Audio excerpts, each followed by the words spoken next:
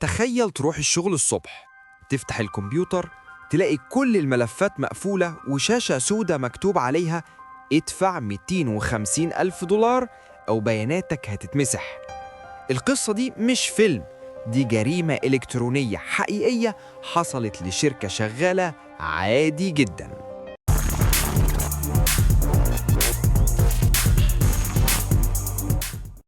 الشركة دي كان عندها أكتر من 120 موظف، كل حاجة ماشية طبيعي لحد ما موظف في الحسابات استلم إيميل شكله رسمي جدا، فاتورة متأخرة، إكسل مرفق، ملف إكسل عادي ولا فيه أي حاجة مريبة.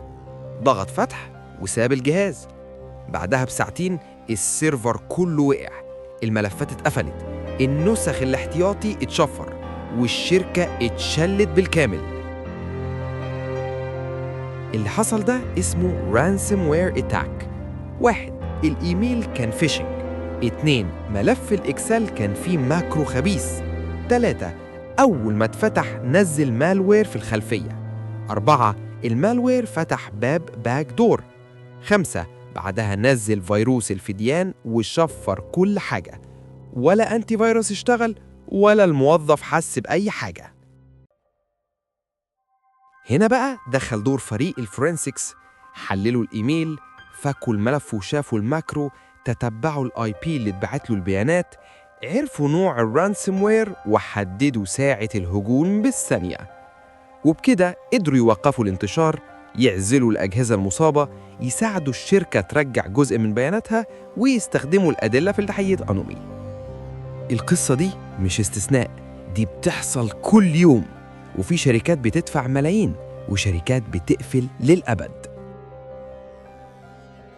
الشركات دلوقتي مش محتاجة هاكرز وخلاص، محتاجة فريق كامل. ريد تيم يهاجم علشان يكشف الثغرات، بلو تيم يراقب ويحلل ويوقف الهجمات، بنتست يختبر كل ده في الواقع. من الديجيتال فورنزكس لمالوير اناليسيس لانسيدنت ريسبونس، ده كله موجود في دبلومتنا علشان لما الهجوم يحصل ما تقعش، انت اللي تنقذ الشركة. قبل ما تضغط على أي ملف اسأل نفسك، هل أنا فاهم اللي ممكن يحصل؟